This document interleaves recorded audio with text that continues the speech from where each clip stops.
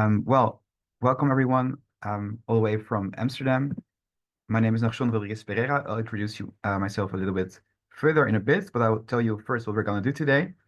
And I'm really honored to be here as a guest. Um, Today's topics, I'm going to introduce myself a bit, and then we're going to have a look at the sources and materials of the Amsterdam tradition. How do we know what it is? How can we find out things about it? We have the oral transmission, of course. We have the Etz Chaim library with the link here. There is the Chazanut Esnoga website, which I can really recommend. We'll have a look at it later. There is something called the Pisa, which is the Chumash that we use. We have the Chochmat Shlomo. We'll have a look at that as well. You can also check the website of Bedigamos. The handige links are useful links. And then there's, of course, the Keter Shem Tob. We'll discuss all of them a little bit. And today's topic is going to be remarkable customs from the winter months. David asked me if I had anything on the shelf presentation I could give for today. And this is something I've been doing quite regularly, but I do this for the Ashkenazi community. They like to hear some of the crazy things that we do in the Portuguese community. So for today, I had to look at specific differences between Amsterdam and London. It's really easy to find things where we differ between Sephardic or Portuguese Jews and the Ashkenazi community here, but I had to look specifically for things that are different in Amsterdam compared to London. So that's what we're going to do. Now, let me introduce myself a little bit. This is me on the picture a couple of years ago. Actually, I was only 2 years old here, pretending to be a chazan. What about that? I was 2 years old and I thought this was a talit, or pretended it was, but I think it was just one of my mother's skirts. She's Ashkenazi, my father is Portuguese, and my family moved to the Netherlands about 400 years ago. I'm married to Alumid, and I have a son, almost 2 years old now. And I started to be the chazan of the Portuguese community in Amsterdam, of the Esnoga. And I was the regular chazan and Baal Koreh teacher for 12 years. So I would say I'm pretty well versed in the traditions of the Portuguese community just from being there for such a long time. And then in 2015, for various reasons, I started a new community congregation, Bendigamos, closer to where most of the Jews live in Amsterdam because of the suburbanization that you see in many places. You could say this is like the Amsterdam's Hendon or Bournemouth. So we have a lot of Jewish people here, relatively, and this is also where most families live. I studied political science, which doesn't seem relevant, but trust me, if you work in the Jewish community, it's very useful to know politics, and I would say it's been very helpful. And basically, the main reason for me to start Benigamos is because I want to spread the Spanish and Portuguese tradition of Amsterdam. I want everyone to know about it. I want to have the new generations to be well versed in it and to just make sure that we don't disappear, or in fact that we bring back the glory from the old days. So that's my goal. So I'm always happy when anyone asks me, even if it's just one person, can you just talk for an hour about your traditions? I will always say yes. So thank you for being my victims tonight.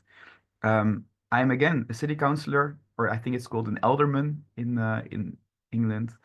I'm a manager at Beit Shalom. I'm a private educator. I teach for bar mitzvah lessons, but also general, like for chazanut and stuff like that. I also tutor highly intelligent kids. I organize Jewish concerts and a whole bunch of other stuff. So you know where to find me if you need any of that. I also make Jewish prayer books, by the way. So if you mostly SMP things and ventures and stuff like that. So that's a bit about me. So you know who's gonna be saying all this. It's me and my wife. This is my son. I think he was not even a month old when I brought him to the Esnoga. And this is the top hat that my wife made for him with crochet. And yeah, yeah. So he's already being prepared for his bar mitzvah, which will be on Parashat Beshalach in 2036. You're all invited. I come from a family who has always been involved in the Jewish community, both on my mom's side and on the father's side. On my dad's side, there is on the right here, there is the Chacham Shlomo. Also, the book of Shlomo is named after him. He was the uncle of my grandfather. He was the chief rabbi of the synagogue, and also his father was a chief rabbi. So yeah, it's not been a complete surprise. I also like to go to other SMP communities. For example, Bevis Marks, where I tend to be at least several times a year to lead services. I've been there for Tisha B'Av, for example, for 6 or 7 years already, and I also done holy holidays there. About the Keter Shem Tob, I'm not really sure if you all know about him, but he was a rabbi, I think even a chief rabbi in England, and he wrote a beautiful series of books with basically almost all the minhagim you can imagine for Shabbat festivals, Circle of Life, and he would write down all the minhagim as they were in London, but he would also look at Amsterdam and Jerusalem and Turkey and all kinds of places in the world, including sources in the Gemara and everything. So it's just a really incredible book. I got it for my birthday a few years ago, and I'm really happy. I read it from it once a month at least. It's fantastic. But you can also find it online. I'll actually, if you look at the link I showed you earlier, ketershemtob.com. If you go there, then you can go to the book, or actually here look inside, and then here you can download them for free. It's very convenient. So definitely, if you write Hebrew, definitely worth looking. Now, some things that are recent. We have it's Rosh Chodesh, so Chodesh Tov. This is what you would see in the synagogue, not a thing for the Omer, but you would see these plates in the synagogue when it's Rosh Chodesh, and we have this beautiful silver plate that we would put on a Sefer Torah, and that's something about Rosh Chodesh that may be a bit different than in Amsterdam than in London. But first, let's see what's different. Manishtana. I thought it was nice to say Manishtana because that was my questions. What's different about Amsterdam than London? And also because when I go to Bevis Marks on Tisha B'Av, this is one of the most characteristic kinot that we sing, the Manishtana. I don't know if you know it. It starts with Alechem Eda Kedosha. Manishtana halayla hazeh mikol halelot. It's beautiful. If you haven't been to Bevis Marks on Tisha B'Av, you should definitely go there sometime. So let's have a look at Shabbat Toledot. There's something that's definitely different in Amsterdam and in London because I don't think there's still an active let's say community looking at these little details. If we just have a look, I'm gonna click the link so you can see the whole book. These are the annotations of the son of the Chacham, Tinus, who wrote all the specifics, everything that's different, all the exceptions of the Torah reading per parasha. So everyone who reads the Torah has to know these, and for sure, whenever they're going to read one parasha, they're going to look up the book and they'll see what's different. When there is a different tune, the Hai Na'um, for example, it's written, if there's a stop in a different place, then it's indicated in the book. If there are words that are being pronounced differently, these are all in here. You can see that the Parashat Bereshit has a lot of exceptions. Now, if you look at Toledot, we see this is something that we don't see in London. In Amsterdam, there are certain words which usually have it's called a Shnei Gereshim, or Gereshayim, this one. They have a different tune now and then. We have the Hai Na'um for sometimes words on itself. And sometimes when there is a Zakef Gadol, this little sign. Let me see if I can get you a little red dot. I think I can. Here, I think it's this one, the spotlight. Here you go. This little thing where the red light is. There, it's called a Zakef Gadol. Sometimes there's two of them in a row. And in Amsterdam, I don't think this happens in London, is we don't sing them, we don't both sing them the same way. So when these things happens, this is where you can find the differences. Now, this is, I think, a very interesting one. Oh, you see there is something written at the word Anochi. So we're in the parasha Toledot, and Jacob is bringing his meal to his father, who thinks he is Esav. And he asks him, "Who are you? Tell me who you are." And he says, "Anochi Esav bechorecha." It's me, it is I, Esav, your firstborn. Now, if you look at what we're doing in Amsterdam, it's very remarkable. Anochi is read separately. The shofar holech, it's one of the other trope signs. This one, under Esav, is recited in order to indicate that Jacob answers, "I am here," Anochi, which is also a word on itself. It's me. Esav is your firstborn. According to this way of reciting, Jacob tells the truth. It's fantastic, isn't it? So how it sounds, instead of it would be Anochi Esav bechorecha. So he would sing Anochi Esav bechorecha. So it's like it starts a new tune. This is what we say. We say, it's me, and Esav is your firstborn. And so he doesn't lie. I mean, later in the parasha he does lie, but this is something I don't think you'll find anywhere in the world even. So I thought it was, and especially because this was only yesterday, I thought it was nice to share this with you and to show you this book. It's really nice just to go through it per parasha to see what kind of indications they have. You can see here that the parasha Yitro has a lot of Hainaum. The Hainaum, we also use it at the end of a book, not just for the Ten Commandments, not just for Azer Shir Moshe. And towards the end, oh, it's not in here, but if you have the actual book, you will find also a glossary with the terms. They actually may be still on the website. Now, this is about Shabbat Toledot, but also yesterday was that we proclaimed the new month, month of Kislev. Now, this goes in a different way, and for this we're going to go to the Serer Chazanut that we use. Let me see. There we go. It's loading now. So it would be more fun to show you the actual page. Even though it's in Dutch, we'll go to page 45.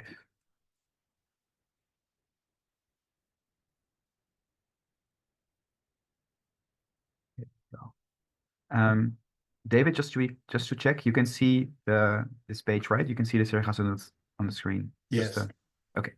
So if you look here, this says bekendmaking van een nieuw maansfeest. Basically, this is how to proclaim the new month. So it will be just like London in the sense that we have the Yiratzon, although in Amsterdam most of our prayers are not out loud, but I'll get to that in a second.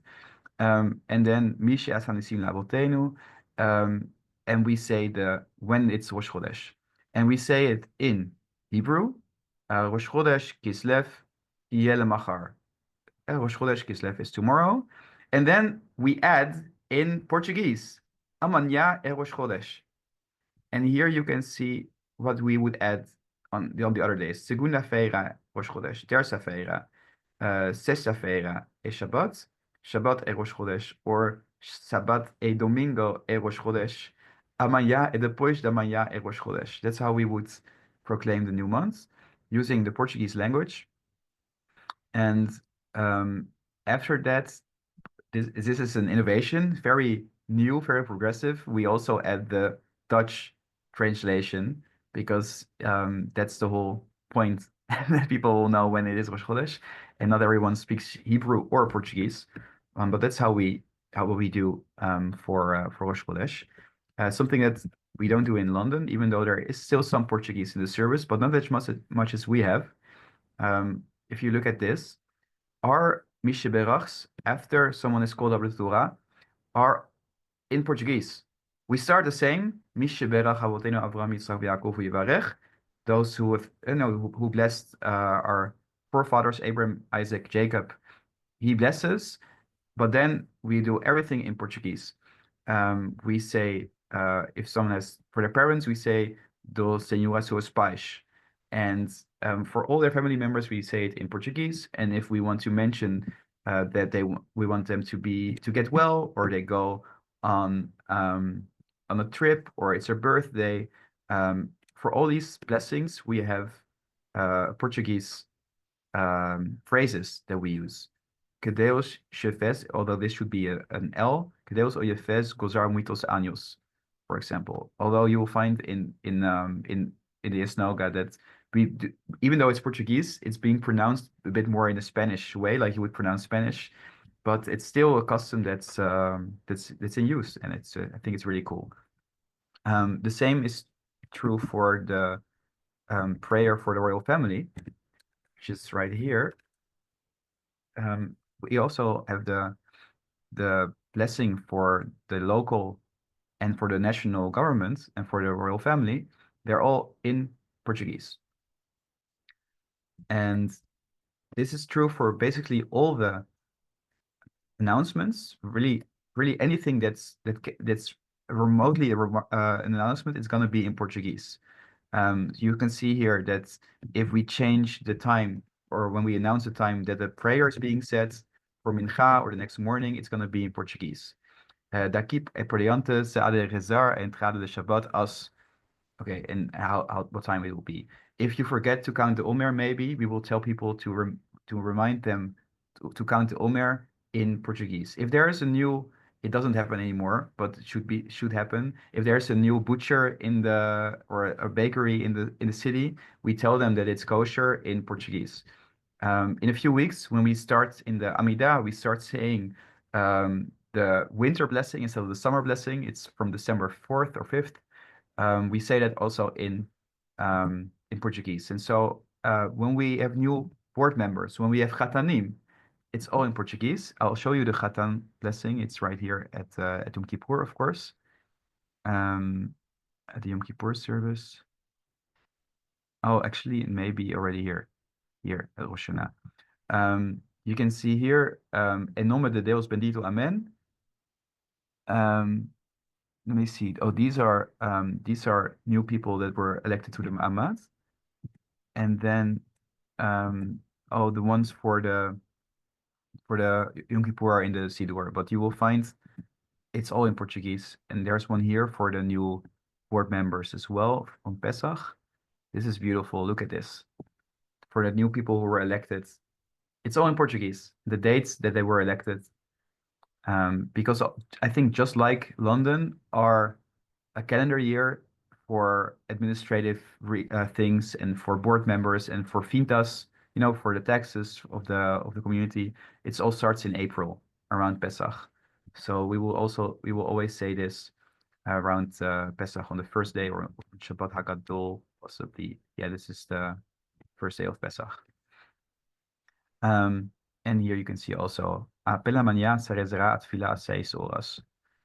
So this is something that's definitely different from London, which I think is really beautiful.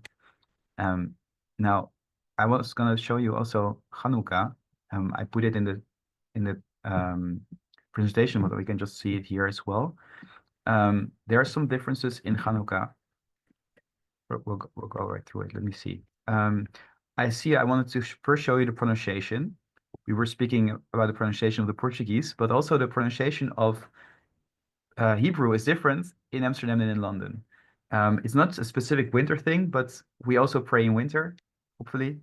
I hope you're not like me when with my weekly runnings on Saturday night, that when it's cold and dark, I prefer just to skip. But when we go to synagogue, I hope we do that also in winter. Now here we have here this is Chacham. This is the first part of Chochmat Shlomo, and it has one page specifically about the pronunciation of Portuguese in London, in Amsterdam. So we have here the rules for pronunciation that are general, and then we have some that only apply in Amsterdam, valid in Amsterdam only. So just have a look at this. First of all, the Gimel, this letter, the Gimel, is pronounced as a G, usually, in most places in the world. Yemen has its own tradition. We have a ch sound, when there is no dot in it. So instead of Yigdal, we would say Yigdal, for example. Um, very different than in London. And then the second one, we have the Ngain, although this is I know that in Bevis Marks they like to do this, and also in New York and Philadelphia. Not everyone does, but we do have the Ngain, and we're very strict with this in Amsterdam. In fact, even the Ashkenazi community in Amsterdam has the Ngain. We're not completely sure why. It's possible that we brought it from Italy and that, I mean, we were here before them in Amsterdam, and they may have had like the same teacher at some point. We are not completely sure, although in Eastern Europe there are more people that sometimes take the ein and it gets a ng sound. We're not really sure if it's the same source, but if you think of a name like Yankee, for example, Yankele, it's the same ein that becomes a ng sound. So it may be because of that. Then there's there's one that people find confusing. Actually, they find all of them confusing, but these next two especially. When there's a Shiva, those are those two, you hardly see it, like the two little dots on top of each other. When it precedes a Yod, it's read as an Chirik, so an E sound. So we would say Bi Yom, it's an in front of a Yod, Bi Yom instead of Be Yom. However, we have an exception. If the Yod itself carries a Chirik, so like here, Be Yisrael, it's an It has to be a Shvana, by the way, a Shva mobile. An before a Yud, which itself has an E sound. We don't do it. So it's just Be Yisrael. And this can appear in the beginning of a word, then it's easier to identify. Bi Yado in Adolam, but it can also be in the middle of a word like Vatiya Beb. And they are more difficult to distinguish. Um, but it's something very different about Amsterdam that's good to know. And then there's the fourth one, and this one is also confusing. At the end of a word, um, when there's a hey at the end of the word, sometimes it has a dot inside it, and this is called a hey mapik. Um, and generally, a dot in a letter means that you're doubling the letter. Um, and for us to indicate that, I think the easiest word I think is giving that here is hallelujah. It's a good example. Hallelujah has the dot at the end, and most people, if they are meticulous, they would pronounce it hallelujah, and you like exhale at the end, so you will hear that there's the hey, like the actual H sounds, you can hear it. But the Amsterdam community, and that's how you would do it in London as well. However, in Amsterdam, we double the syllable. So we say hallelujah. If it's end with the A sound is at the end of hallelujah, we have another A at under the hey, so to speak. Hallelujah. And let me see if we have some other oh well, la will be laha or baha, like vianuchu va. Vianuchu becomes vianuchu, and va becomes ba, or baha because of the dot. Because also it's in the previous page, we do not have a distinguish between a vet and a bet. We always say bet. There's no vet. So it's vaha becomes va becomes baha. It's a bit different. Now it makes it even more. I see David is drawing. Hi, David. With the tzere, this happens not in Hebrew, but it happens in Aramaic, for example, in the Kaddish. And then people get really confused because they have learned when you see a dot, they put an A sound under it. But sometimes there's an A sound. Yikadal, Yikadash, Shemehe, Rabba, right? Shemehe. You double the previous syllable. So I see people say Shemeha, because they think, oh, I have to put an A, but no, you have to just double the vowel. So this is all pretty confusing. I mean, I'm raised with it, but I think it's a really beautiful custom, and I really wanted you to know about this. And so let's go to the next um, part. See if I can clean the. Here we go. Okay. Let's go back to the page. Now there's something that I won't say shocked, but sort of shocked. I had no idea that this would be possible. There is a Torah reading that's different in Amsterdam than in London. Like we don't say that we don't read the same portion one day of the year. It's insane. It's the reading for the first day of Hanukkah. Here, let's have a look. You see that um, for Shabbat, let me see if you can see it here. Hanukkah. The here for the we read for the priest until Va'ani Varachem for the Kohen. Now, why is this interesting? I wanted to show you in the Keter Shem Tob page because the Keter Shem Tob writes about it. Would be nice if here we go. Okay, here we go. The customs for Torah reading on Hanukkah. Let's see. This is a page from the Keter Shem Tob. It's mostly in English, but on this website they have taken a couple of random articles that you can also read in English. It's really cool to have an introduction to what he's been saying. Now, here we go. Look, the custom in London in the order of the Torah reading for Hanukkah is that on the first day they stop for the Kohen at the word Hamishkan, which is number 7:3. They start at number 7:1. And the custom is the same in Israel, Syria, Togarma, Egypt. Togarma refers to Turkey. But the practice in Amsterdam is to read for the Kohen until Va'ani Varachem, number 627.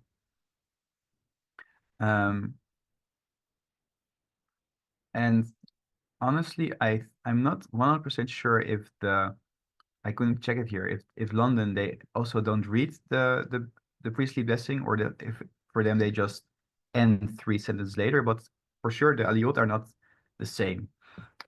So, and according to the Sidurim of Haliva and the Levi, he said the reading for the Kohen is marked until Va'ani Varachem, like the custom of Amsterdam. But in the Sola, it says to read for the Kohen until Hamishkan. So here we have two very different traditions, and it can be problematic because they say if we stop for the Kohen at Va'ani Varachem, which is the priestly blessing, then there is not even a hint of the topic of the day. And he gives examples why the Talmud says that it should be, we begin at Kol Baruch Hu until Uvayom Harishon for the Kohen. So he's giving a whole discussion. He does this at many topics, why you would do one thing or why you would do another thing. However, his conclusion is, even though some rabbis said that our custom here in Amsterdam should be cancelled, he says, in places where the practice is to read for the Kohen until Va'ani Varachem, their custom should be cancelled. You see this often in all kinds of rabbinic discussions. But he says, as a humble author, it does not seem so easy to condemn them after they have practiced this custom for so many generations. So you could see that even though we've been doing something really odd by stopping on Hanukkah at the topic that we should not stop, that you have forgiven us from England, and we've gotten permission to go on with our crazy traditions. So thank you very much for that. I just see that I need to plug in the charger. So just if you like, have a look at this discussion. I'm back in 9 seconds with the plug. Yep.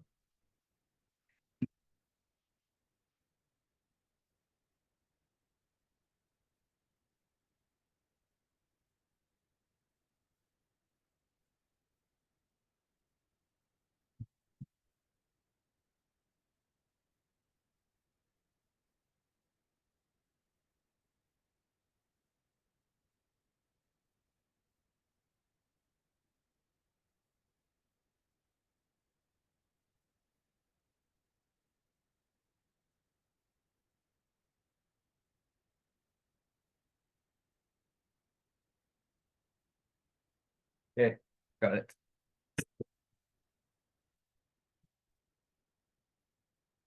Much better. Okay, here we go. We see there's so questioning the no, okay. So let's go back to where we were. Hanukkah reading on the first day, and then I want to say something about Tu B'Shvat and about the 10th of Tevet. Let's go to the 10th of Tevet first. This is a fast day, the 10th of Tevet, one of the 4 fasts that we have to commemorate the destruction of the temple, and we also, when we announce the fast day, not all of them, but most of the fast days, when we announce them in synagogue, we also, of course, use Portuguese words. And there's something special about the minhag prayer, the afternoon service. And that is that we have something called tassas. This may be also in England, but we have really nice silver, let's say like saucers, which we use to ask for tzedakah from people during the service. We do this on every fast day.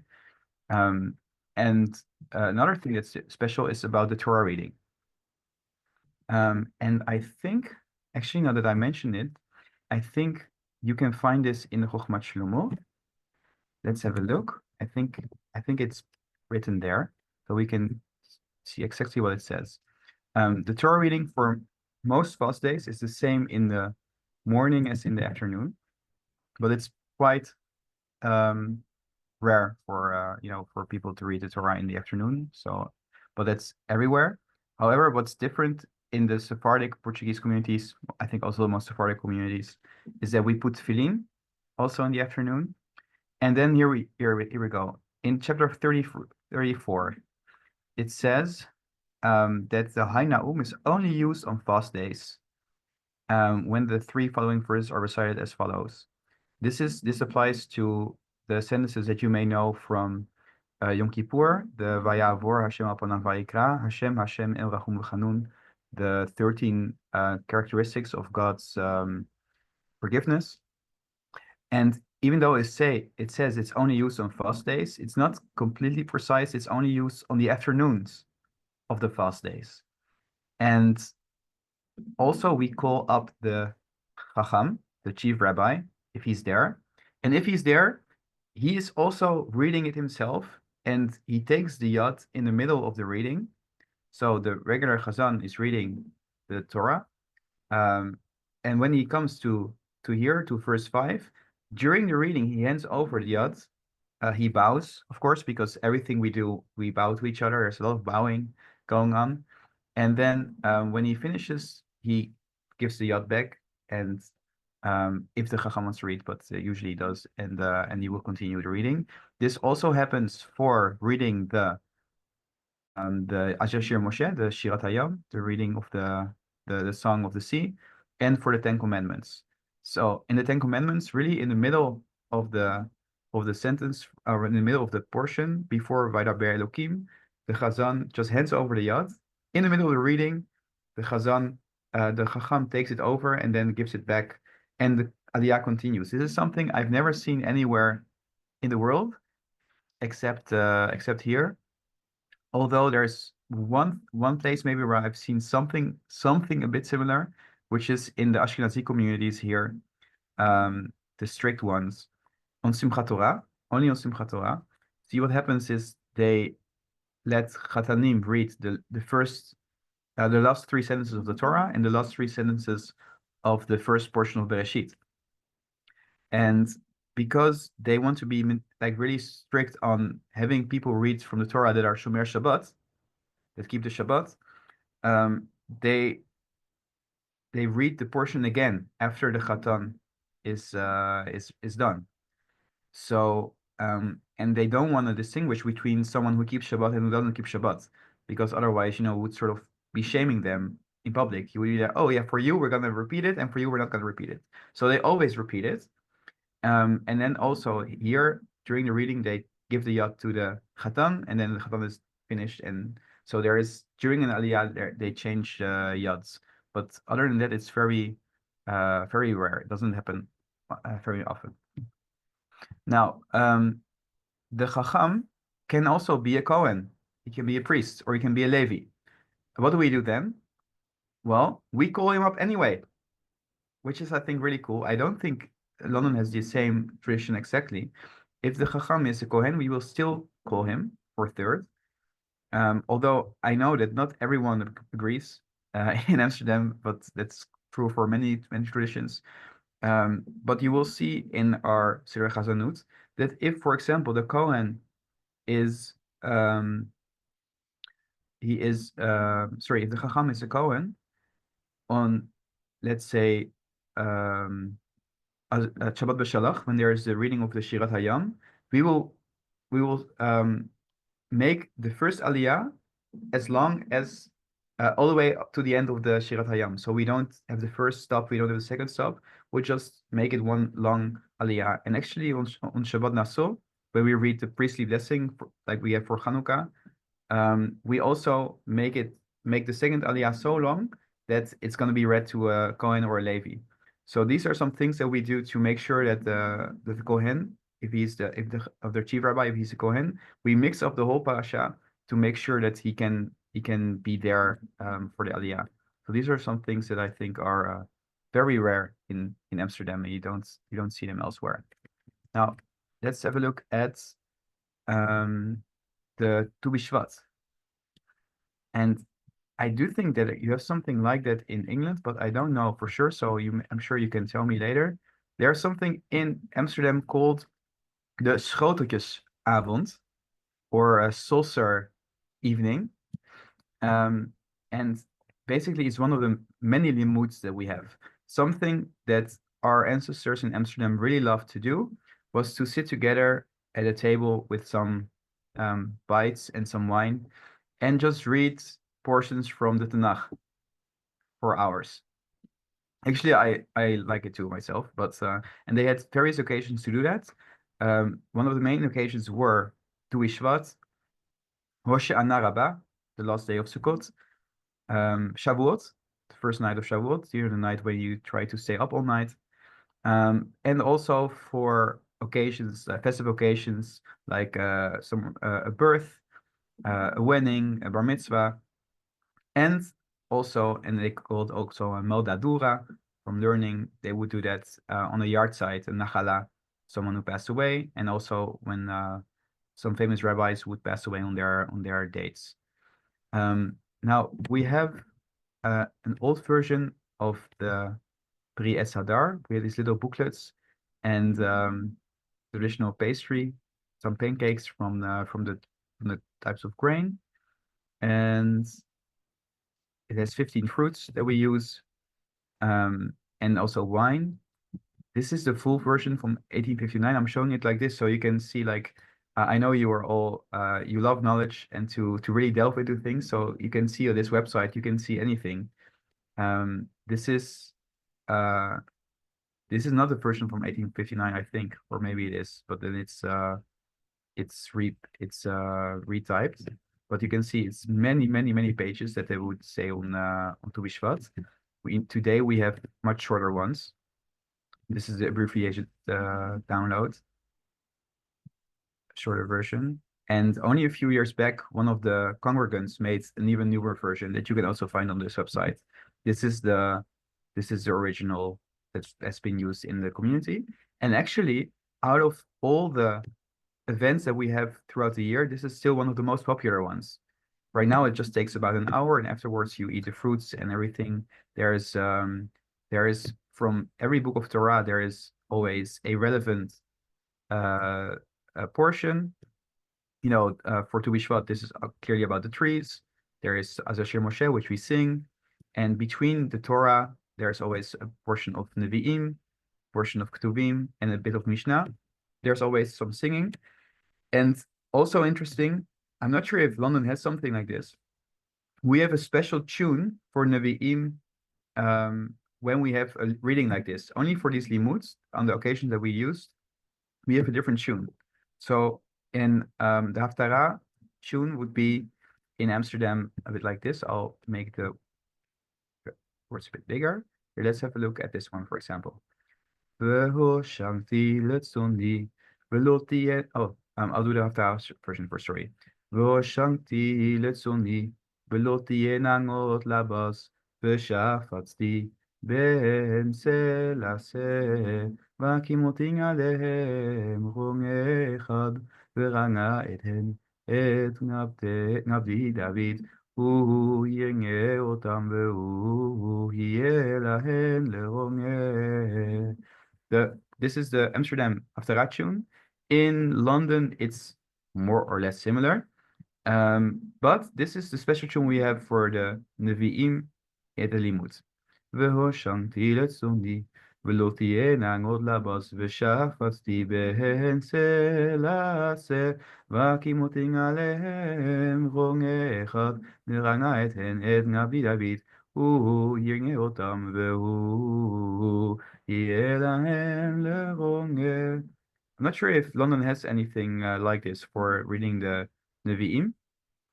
And of course, we have so many different tunes for our trope. We have the 3 weeks melody, and we have Goed, Ga. We have well, we have all these different ones, Shashirim. But this is one that maybe Amsterdam has and London doesn't. But if you do, I would really like to hear that. Now let's see. Time really flies, so I just want to go through a picture. So, if you're ever in Amsterdam, you're welcome to join our community. We've been doing really well. And some very exciting news is that we just bought our own building, so we can start really have our own center. Until now, we've been renting a place for a few days a month, but now we are starting renovating and starting our own community building. Possibly, if everything goes well, it will come with a student house as well. And yeah, it's really exciting, and we're working very hard to teach the new generation our traditions and to be Chazanim.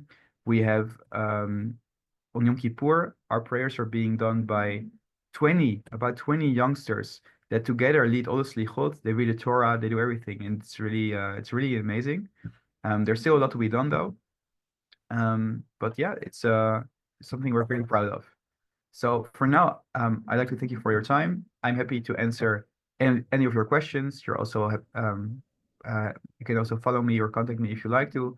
This is some of our places where you can follow us. The Facebook group is mostly in Dutch. This is my email. We have a Patreon as well for where you can find what we do in English. And the last link is where we raise money for the last renovations for our building. So thank you for your time. And I'm willing to take your questions now. Thank you very much. That was excellent. I can't believe that 45 minutes has just gone so quickly. I didn't realize that there was still so much Portuguese in Amsterdam. I'm guessing, I mean, maybe somebody can correct me, but that I'm guessing that maybe around the 1840s in London, with the rise of the Reform movement, that they started just replacing a lot of the Portuguese with English. But I don't know about that. Well, people here really don't like changes.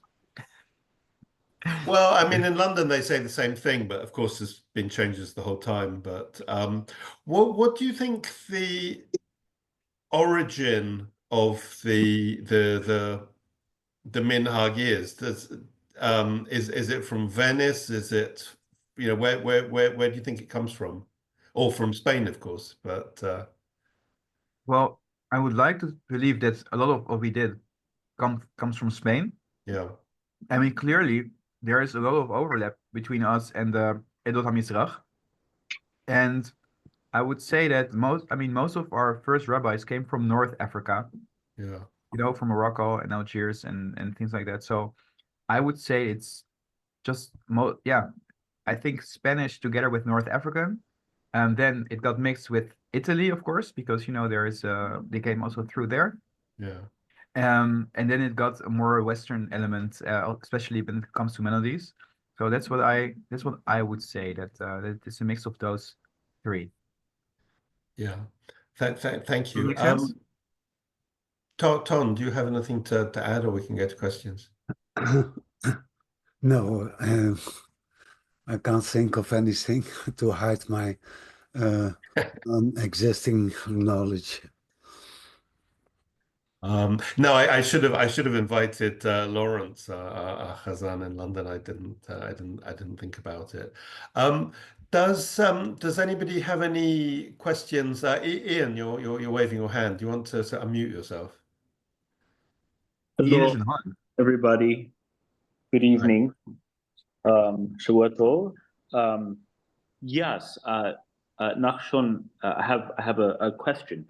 Is there any point in the liturgy where Castilian is used at all? Either in announcements, in mildados. I've come across some Castilian things in Bayonne, but and of course in various documents at in Amsterdam, but I haven't seen.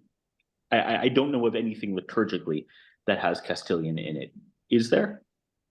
So most of what we have, if it's not Hebrew, it would be Portuguese. We have some Shabbat table songs that you could say it's Ladino. And we have Benigamos and we have Yavendra. And of course there is the Haftarot of the 3 weeks and Tisha B'Av. But I would say those are Judeo-Spanish. I think that's how we would call it. Judeo-Spanish. So that's the closest you would get to. Okay. So that's Castilianized. I understood. We wouldn't call it Ladino in the East because it's not Ottoman Ladino, and that usually refers to the Ottoman language. But it's a Castilian Spanish that's used in Well, and when I speak about this Haftarah, do you know what I'm talking about? Like, does it? I do, but not the entire thing. I haven't recited it myself, but I know what you're talking about. Yeah. Okay. Otherwise, I can put it on the screen if you want to. Please, I would love to see it. Oh, okay. I'll have a look. Also, I got a question in the chat from Ali Erginsoy. I mentioned that the pronunciation of Portuguese in Amsterdam was more like Spanish. Why was it?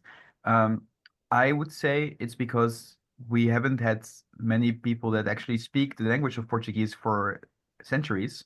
So they would just sort of do what you see is what you get. I think hardly anyone has heard actual Portuguese people speaking Portuguese in there. So they see Lisboa and they would just also assume you would pronounce it Lisboa, as because we're more used to it's closer to what we're used to. So that's why I think. Can I just ask a practical question? There used to be software, sadly not for S&P, but Trope Trainer and Tefillah Trainer for learning these prayers. Is there anything similar, or do you have any ideas about creating anything similar for teaching the S&P tradition? Well, anyone who wants to learn the S&P tradition, they can of course message me. That's one. And second, I have something here. Let's see. Okay, I'm gonna share 2 things. There you go. I see several people with their hands up. I'll see you. Okay, so this is something I made. Dvarim Shel Ta'am. This is a method for learning Torah with the trope according to Spanish Portuguese tradition.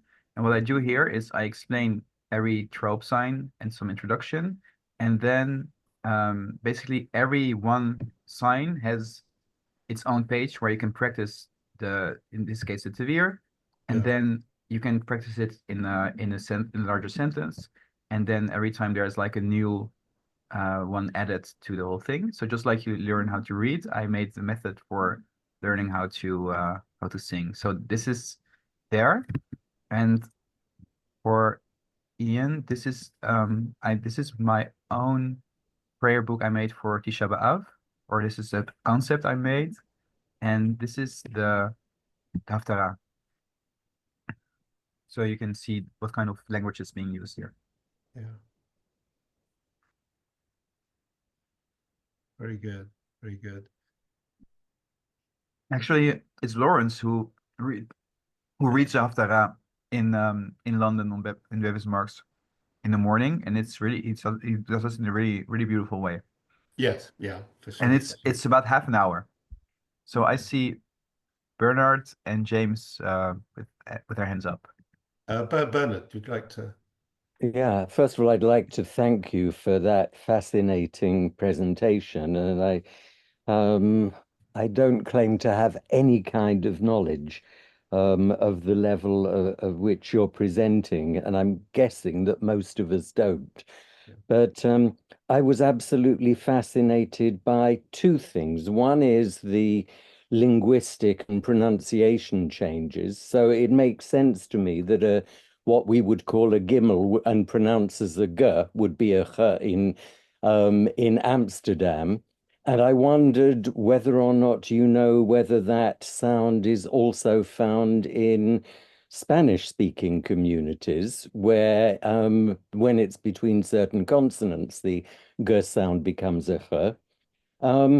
Slightly answering and just looking at your prayer that you just showed, the languages that are spoken or that are used in Amsterdam, in London, in Turkey are much older than the current languages, and they predate a lot of the consonant changes, which means that you don't get a lot of the complex consonants that now occur in Portuguese and Spanish in the medieval versions that we're speaking, because they hadn't got into the language at the time the languages came out of Spain and Portugal. I was fascinated by the presentation on the n and the g sound, because there was an Italian film about 18 months ago about the children that were stolen by the Pope and brought up as Christians. And when they were reciting the prayers, I kept hearing g where I expected to hear n, and didn't know why. And I thought maybe this is a specifically Italian thing. And one other thing on the language, and then I've got a question, and it is that I've always taken a dot in a consonant to mean that the consonant was either aspirated or unaspirated. So if you aspirate the sound b, it becomes v, or the sound p, it becomes f. But you can't aspirate a h sound because that is an aspirate. So it makes sense to double it, which I had never heard of. So I shall, if I make it to the synagogue in Amsterdam, I shall listen out for that. But my question is, and it's a historical one, since we know that both the Amsterdam and the London communities were sending people abroad, particularly to the Caribbean. So you would have had them coming in with the London or the England and the Amsterdam or the Netherlands traditions and pronunciation. Do you know what happened in synagogues in the Caribbean or other places that Jews were being sent? Did they follow one or the other? Was there a battle? Did they refer back to Amsterdam or London for guidance? Because it seems to me that that's where the developments would have taken place. Well, thank you very much for all your remarks and for your questions. I'll see what I'll try to answer as good as possible. The first thing you remarked but also asked is about how the languages that were here, how they sort of interacted with the Hebrew. Something that we see in Amsterdam is that the Omer count, for example, we write it with an H in front of it, like in the Spanish way, even though it's not pronounced. So we have an Homer. Yes. But we also have the Spanish people had difficulty saying the sh, for example. So we speak of Sabbath instead of Shabbat. They say Sabbath, for example, also from Yeah. Sabado. So I think there are some interactions there, but not many. I mean, not many others than what the ones we mentioned. It's possible that the ch sound or the vet and the bet, that they didn't distinguish between, that had to do with the Spanish language as well, because they don't really like the v sound either in Spain. It also it's easy becomes a bit more thick, and when they pronounce the v, it becomes more v. So maybe. And about the letters, there was one more thing you wanted to say about the letters. I wrote it down. Yeah. Sorry. What was it? What was it again? It was the n and g sound from the Italian. Right. Okay, yeah. I remember. So I read down. Sorry, it's the dagesh. So the dot in the letter, just something you can look up because I don't want to tell everyone the whole grammar lessons. But I took in university, I took Hebrew grammar for a couple of semesters, and there is basically two kinds. At least there's more even, but there's at least two kinds of dagesh. There is the dagesh chazak, dagesh. It's called dagesh forte, and there's the dagesh lene, the soft one. And there's one that's really just about the beget kefet letters, whether they're separated or not. But there's also another form, which is doubling the letter or making up for a letter that disappears. For example, the word min, from, when a nun disappears, it becomes a dot in the letter afterwards. That happens also at the end of the word, like vichuneka, it happens there too. Or after ha, this is actually nice for everyone to know.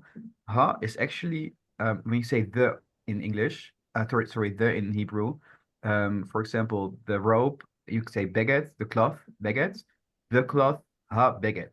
So the dot after ha is actually also from a nun that disappeared because originally the is han, from hine, han, this. So that's why there's always a dot after you say after the article, there's because it's a nun that disappears. So those are the first two questions. Now the third one, you have to remind me again because there was too many. Your actual question at the end. Yeah, I think it was the aspiration, the doubling of the ha sound. Or was it the other question? Yeah, the other question. Yeah, the actual question at the end. Yeah, the question was about what traditions made it to places. Okay. Yeah, so I wanted to say Jews about were that. being dispatched So from Amsterdam and like from maybe London and ending up in the same place. Yep. I remember. So about that, I'm pretty sure that until at least a little bit before the Second World War, the Spanish and Portuguese communities were more in contact with each other. And I'm pretty sure that especially in the early times, if you wanted to start a community or if you would make a change or you have questions, there would be like some sort of council, international council. They would together work out what would be allowed and what would be okay and everything. But over the years, I think this faded a little bit. And especially after the Second World War, the contact between the communities had all faded. The communities became weaker. So if these things happened, they happened before the Second World War. And also, as we were fading as a community, I have learned within that community almost zero, aside from some anecdotes and some basic history. We didn't learn much about this. I would say Amsterdam has been very isolated also from the other Jewish communities and the other Spanish and Portuguese communities in the world, even after internet came up, and all of our energy just goes into struggling to even stay alive. So to have energy to look into history or anything else other than just trying to survive and make it to another week and maybe give some education in the meantime and hope that we're gonna be there in another 20 years. That's really the situation we're in now, and that's why I'm really trying to start something new and to get to a critical mass where we can start living instead of surviving. But we're not there yet, and it can take 1 or 2 generations if we're lucky. But thank you very much. Thank you. Thank you. James. Yes, it was actually on the old Portuguese, and something I wondered if you could pull back up. You had a list of instructions, and if I'm right, when you had it instead of dos, tres, whatever, cuatro, you had sexta instead of seis. If you look, and and I think that's right. And sexta, it sounds Catalan, but it's not even in Catalan today. So it sounds as if it's a good exercise to have a look at what, to point of Dave, one of the previous comments, was that David? Bernard's comments. I think you're right, we've captured a Portuguese from 14th, 15th, 16th century at most. Mm-hmm. And I'd be curious to look at some of the similar instructions that exist in Bevis Marks, and they may have evolved further. And I remember a year ago when we were at Kol Nidre, there's the prayer for our brothers, cumpleaños, or cousins who are still in the Inquisition. We prayed for our liberty of our families, and it's still an Inquisition in Portuguese. And I think that's old Portuguese for a start. So it is worth Yes. having a look at that. I'd love to see the numbers because they are obviously all different. And I speak more French and a bit of Spanish and less Portuguese, but it was a bit more fluid between Spain and Portugal at the time. Clearly, we know 1 minute they're separate, the next they weren't. And I think we can all have a look. I can look at cousins and see what's in their instructions in Jamaica and in Panama, and to see what year is being captured. As far as I was aware from family discussions, the communications always back to London, and you're right, Amsterdam was kind of left aside, sort of locked in time if a ritual was going to be changed. It's true. I mean, I put up, I think on the screen you see the blessing we have on Yom Kippur, a todos nossos irmãos que andam por caminhos. I think it's different in London, but this is the one we have. This is from my prayer book, my concept prayer book for Yom Kippur. I make all my prayer books myself that we use in our community. They're easier to follow, and I also have phonetic versions of everything. I would say that actually I know from our community that once a while, if we would have Portuguese speakers come to our community, they would update the language and make sure to take out mistakes and make corrections. And even now that we have for example, the royal family prayer that changes when we have a new princess or new king or whatever. Until recently, we had unfortunately he passed away, Herman Prince Salomon.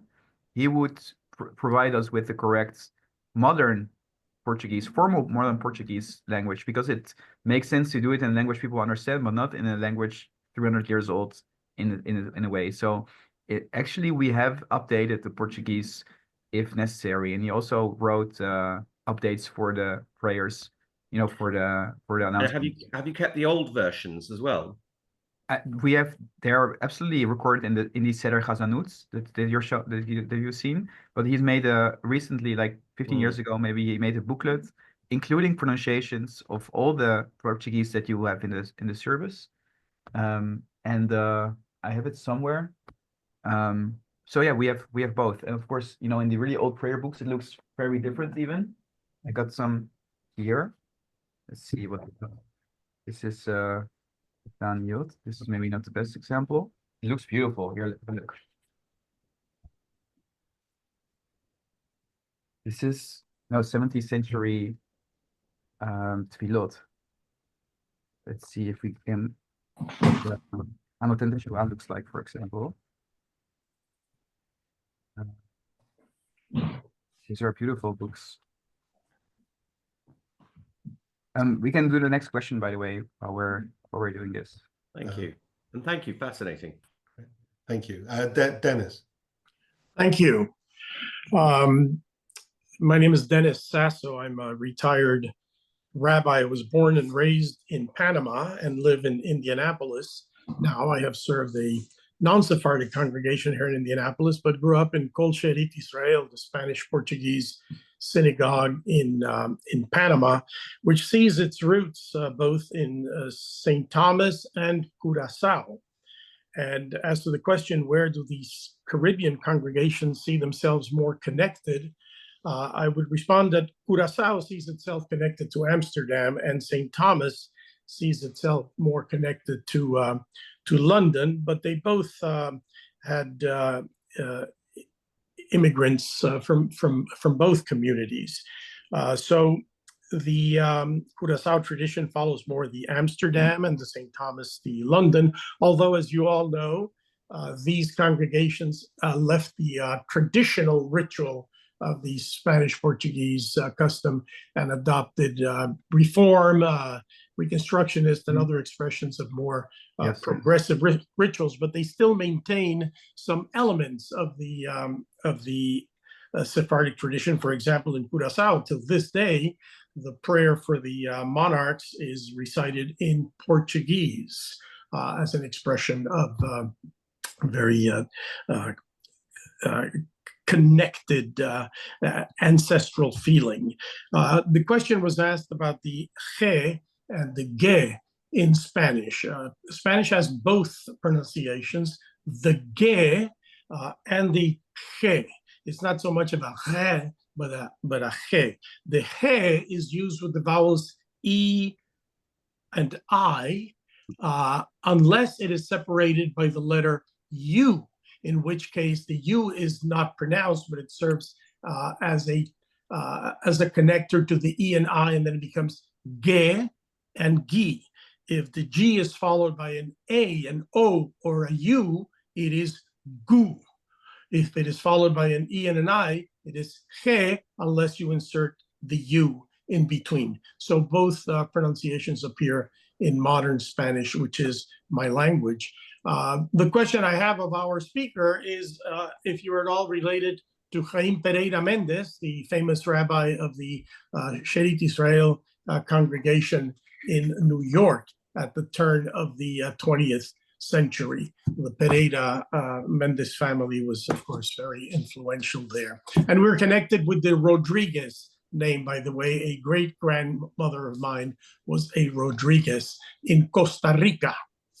Fantastic. Well, thank you so much for all your knowledge. I'm really they tell you like the best thing is never to be the smartest person in the room. And tonight I'm so privileged to see so much knowledge and wisdom I'm surrounded with. It's really an incredible group. Very kind of you. Here, We appreciate your teaching. I'm really happy to learn so much also from you about all these topics. I think all the Pereiras, if you go back, we are related, but I'm not directly related to him as far as I know, not recently. Thank you, Rabbi. Francis, would you like to unmute? I'm not going to ask so much about language. I'm going to talk to you about what it was like being a Sephardi child growing up in Manchester after World War II, because my grandparents there had come out of Egypt, out of Alexandria in about 1922. I never really found out why they'd left, but they seemed quite happy. And they went to the Sephardi synagogue in Didsbury in Manchester, which I did too. And the amazing thing of living in what appeared to be a completely different community. It was nothing like the Ashkenazi community. It was an exotic, wild, shouty sort of community. And when I saw my grandfather prayed all day in his living room, and he wouldn't speak to me. He spoke to my brother. He was ultra religious. My grandmother was sitting in her bedroom, and she said to me one day, she invited me in, and she said to me, "Have men." Exactly. So what had happened there, that kind of, I assume, was an arranged marriage, which had different opinions about what marriage actually should be or should not be. And it was a sort of introduction for me to real life, what it meant to be Jewish, not in a kind of sort of solemn, problematic kind of way, but in a slightly wild, international way. And that's what my grandmother communicated to me. But I think that the cultures within the Sephardi community were amazing, and liberated me from the notion of being British. Because I grew up shouting and enjoying myself. And I think that's a very interesting thing. I mean, did any of the Sephardim from Egypt actually go through to Amsterdam or anything? Do you know anything about that? We recently we have had some. As I said, I'm not a historian, but we must have had some. And if they came here, they would all come to the Amsterdam community, which only had Spanish Portuguese. They didn't have any other Sephardic communities. So Right. all the Sephardim Yes. would come to Amsterdam, where they were unfortunately also discriminated against if they were not Spanish or Portuguese. Because Yes. it was a very elitist community, and I mean the whole world was like that. If you were a bit different, you would be discriminated against. And also the ones in the Dutch people here, they were very formal, very aristocratic, but still they would be more worldly because the whole world was very narrow-minded. So I guess they did have something more worldly, which is still the same. And when I was in Bevis Marks for the first time, in Amsterdam, as I said, our community has been very isolated. We were very different than the Ashkenazi community, and of course very different than the non-Jews. So we were like almost the only ones that I knew, like a bunch of families here and there that were sort of like me and sort of like my Judaism. That's it. And then I came to Bevis Marks for the first time, and it was, it's like, oh my God, there's more of them. And Yes. immediately, there's a connection and the same way of looking toward Judaism and a bit more worldly, and it's amazing. And there's That is few very of us interesting. over the world, fortunately. Because we're different generations, and yet in a funny way, we are saying, generally speaking, the same thing about a Yes. kind of liberating quality to the Sephardi. I'm not religious at all, but Mhm. I sit and I listen to you, and I could see my childhood and my growing up and going to the synagogue in Didsbury and everybody being a bit sort of wild. It was a wonderful way to grow Exactly. up. I would say in the Portuguese synagogue, the majority of people are not religious even, but they are No, traditional. Yes. yes, Yeah. Right? yes.